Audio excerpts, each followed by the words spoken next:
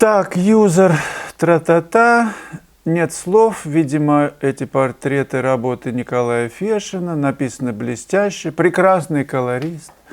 Она, мой взгляд, проселок Саврасова побивает мастерство Фешина. Ну, замечательно. Мне дороже Саврасов. Он русский. Николай Фешин «Перекати поле». Я такого мнения о нем. То есть на произведение его накладывается вот это «Перекати поле». Да? А что было бы, вот не знаю вашего имени, юзер HT, а вы думаете, мы бы увидели работы Фешина «Перекати поле» или работы Мане, Клода, потому что была война с Пруссией, он уехал в Англию. Вообще мы что-нибудь увидели? Может быть, мы с вами читали бы поэзию Бродского, поэта-тунеядца? Ну, я почти убежден, что вы вряд ли читаете его поэзию. Он же «Перекати поле». Ну что ж, Саврасов так Саврасов, тоже хорошо. Вы наверняка ездите на «Волге» или на «Жигулях». Ну, они, кстати, тоже итальянского производства. Телевизор, наверное, смотрите еще, радий какой-нибудь. Или как называют, который вот с лупой такой раньше был. Ну, таких, наверное, сейчас уже и не делают. О красном яблоке не утихают споры, что там центр композиции, туда-сюда. Смирн 0,7. Нос поддерживается фаллосом. А жопа чем поддерживается? Мозгом, может быть. Он же из двух частей мозг состоит. Ну, в общем, да. Хелен Зиновьева. Вопрос в копилку. Как ходить на пленэры в людных местах? Например, в городе. Одному захотелось в туалет, а этюдник оставить не на кого. Но обычно я оставляю этюдник в людных местах, если это какой-то... Да никто не возьмет. Ну, кому оно надо, господи. Но потом девочка одна, значит, я помню, она пошла в туалет, попросилась в ресторан. Ее не пустил какой-то в белой рубашечке там человек. Ну, она мне пожаловалась, это было в Гурзуфе. Я говорю, а ты, знаешь, что сделай? Ты в следующий раз подойди к нему, если он не пустит, просто присядь на коленочки, скажи, я здесь, а я сейчас тогда здесь. И она так и сделала, он ее стал пускать. Если такая проблема есть, я думаю, надо просто находить места, где есть какие-то кафе рядом, куда, заранее смотреть, где можно, во-первых, остаграмиться, и радостью удачного этюда залить кофе с круассаном. User QQ. Прошу, если можно, поддержать или, наоборот, просветить меня. Сегодня мне написала девушка. Попросила меня повторить мою же работу, которая уже продана. Это авторская работа, написанная на пленэре в не очень благоприятную погоду. Надвигалась гроза, сильный дул ветер, и мы сидели на горе. 3 человека из нашей студии, волосы так развивались, и писали завораживающую красоту. Это лирическое отступление. Это отступление. И вот девушка просит написать повтор, но просит меня нигде не ставить свою подпись художника. Ни на лицевой стороне, ни на обратной. Я вежливо, пространно ей все объяснила. Пространно, то есть чтобы она поняла. И отказалась писать картину без моей подписи. На что получила обиженный ответ. Губки надула. Скажите, я в этой ситуации права? Конечно, права. Это же подпись. Ведь потом она может использовать картину как угодно. И мне придется доказывать, что я это писала. А не кто-то другой исписал у меня. Эта работа мне очень нравится. Понравилась она еще многим покупателям. Спасибо вам за ответ заранее. Я бы ни за что. Но подпись – это же авторство. Вы сочиняете работу. Даже Мерседес, например, или Тойота, или какая-нибудь, даже не приведи Господи, Матис, Запорожец уже сейчас, ставили подпись, прям сзади Запорожец написано, или Волга. Подпись – это фактически марка. Ну, даже на чеке есть подпись, какой-то магазин, на все написано подпись, на все, значит. Ну, 10% скидки, а у меня 50%, уже сегодня заканчивается, так что торопитесь на все уроки в моей онлайн-школе. Подпись – это же гарантия, это как знак качества. Раньше был такой в советские времена знак качества, есть такой пятигранничек.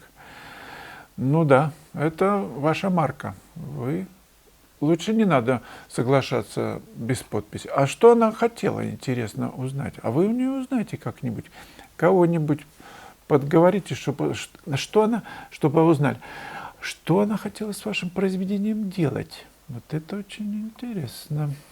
Вообще, когда чувствуешь что-то не то, лучше не надо в это суваться никуда. Live 45 151. Вячеслав, спасибо за ваш труд, за ваши видео. Я очень стараюсь. Хочу спросить такого совета. Вначале пример. Если от руки самостоятельно нарисовать очертания воображаемого острова, то сразу будет видно, что он искусственного происхождения. А если рассыпать рис или гречку и обвести эти массы зерна, то полученные очертания острова будут более естественными. Опа. Вот так пишут импрессионисты. Как научиться писать более естественно и менее мультяшно? Но есть, например, прямая линия вот у вас, да? Вот вы раз, сюда и сюда. Так, думаю, как? Чтобы такое сделать, как рассыпанную гречку обвести, чтобы это было менее мультяшно, но естественно. Но немножечко нужно музыку сыграть для того, чтобы рука немножко неровно себя чувствовала. И немножко так вот, с такой легкой вибрацией, как бы, по мышцам, по форме. Где-то надавить, где-то ослабить, еще надавить. И тогда будет живая линия. Также и относиться к мазку, который вы накладываете. Немножечко с вибрацией. Как будто бы Ну, в общем, немножечко это... Немножечко-то не так. Чуть-чуть не так, чуть-чуть в кривь. Ну, не по линейке же вы будете вот это вот очерчивать под углом, а немножко неправильно. Вот и все. И будете импрессионистом самым известным Live 45. И 151 даже не надо будет добавлять. Так, в Армению едем, друзья. С 1 по 8 октября поездка. Сумасшедшая. Очень интересная. Присоединяйтесь к группе.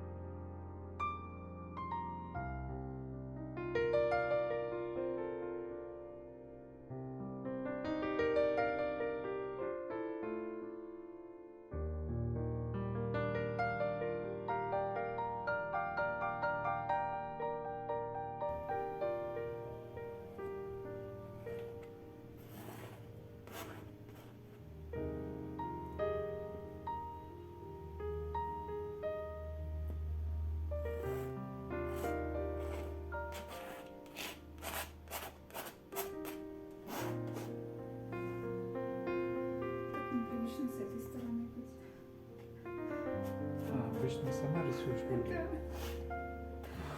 Хочется встать и пойти тоже что-нибудь нарисовать. Это так интересно.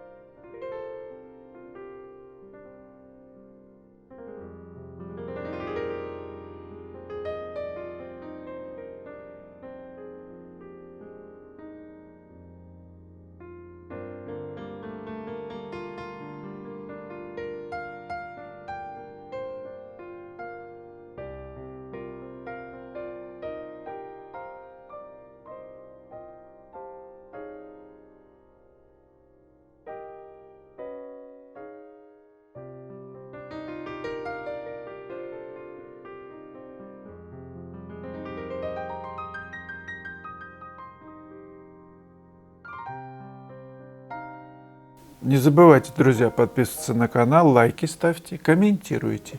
Сейчас я хочу еще вам предложить одно кино после этого.